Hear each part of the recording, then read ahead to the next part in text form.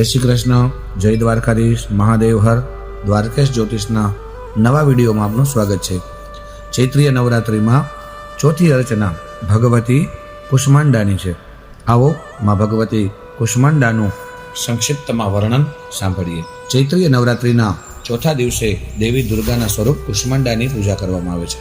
બ્રહ્માંડને જન્મ આપવાના કારણે આ દેવી કુષ્માંડા કહેવામાં આવે છે. જ્યારે કોઈ સૃષ્ટિ ન હતી, ચારે બાજુ અંધકાર હતો, ત્યારે આ દેવીએ પોતાની રમૂજથી સૃષ્ટિની રચના કરી હતી, આવું કહેવામાં આવે છે. તેથી જ તેને આદિ સ્વરૂપ અને બ્રહ્માંડની આદિશક્તિ પણ કહેવામાં આવે છે. હવે કુષ્માંડા માં ભગવતીનું સ્વરૂપ શું છે? તો કુષ્માંડા એટલે ઘડા. માતાને ઘડાનું બલિદાન અર્પણ કરવામાં આવે છે, તે સૌથી વધારે પ્રિય છે. તેથી જ તેને કુષ્માંડા દેવી કહેવામાં આવે છે. 8 ભુજાઓ છે માં ભગવતીની, તેથી જ તેને અષ્ટભુજા પણ કહેવામાં આવે છે. તેમના હાથમાં અનુક્રમે કમંડલ, ધનુષ્ય, બાણ, કમળ પુષ્પ, અમૃત ભરેલો કળશ, ચક્ર અને ગદા છે. 8મા હાથમાં બધી સિદ્ધિઓ અને ભંડોળ આપતી જપમાળા છે. દેવીનું વાહન સિંહ છે અને તેને ઘડાનું બલિદાન ગમે છે. સંસ્કૃતમાં કુમ્હાડા ને કુષ્માંડા કહે છે, આથી દેવીને કુષ્માંડા કહેવામાં આવે છે.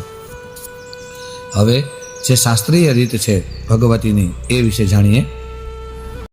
ધ્યાનમ શૂરા સંપૂર્ણ કલશમ રુધિરાપ્લુતમેવ ચ દધાનામ પહસ્તપદમાભ્યામ કુષ્માંડા શુભદાસ્તુ મે નમસ્કરોમી. માં ભગવતીનું નિવાસસ્થાન સૂર્યમંડળની આંતરિક દુનિયામાં છે. માત્ર તેમની પાસે જ સૂર્યની દુનિયામાં રહેવાની ક્ષમતા અને શક્તિ છે. તેના શરીરનો તેજ સૂર્યની જેમ તેજસ્વી છે. તેમની તીક્ષ્ણતાની તુલના ફક્ત સૂર્યની સાથે જ કરી શકાય છે. અન્ય કોઈ ભગવાન અથવા દેવી તેમની તેજ અને પ્રભાવની તુલના કરી શકતા નથી. તેમની તેજ અને પ્રકાશથી 10 દિશાઓ પ્રકાશિત છે. આ બ્રહ્માંડ પ્રકાશિત છે. બ્રહ્માંડના તમામ પદાર્થો અને જીવોમાં જે તેજ છે એમાં ભગવતી કુષ્માંડાની છાયાઓ છે. નવરાત્રિના ચોથા દિવસે કુષ્માંડાના સ્વરૂપની પૂજા કરવામાં આવે છે. આ દિવસે સાધકનું મન અનાહત ચક્રમાં સ્થિર હોય છે.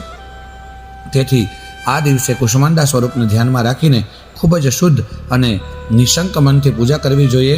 કુષ્માંડાની પૂજા કરવાથી ભક્તોના તમામ રોગ અને દુઃખોનો નાશ થાય છે. તેમની ભક્તિથી આયુષ્ય, કીર્તિ, બળ અને સ્વાસ્થ્ય વધે છે.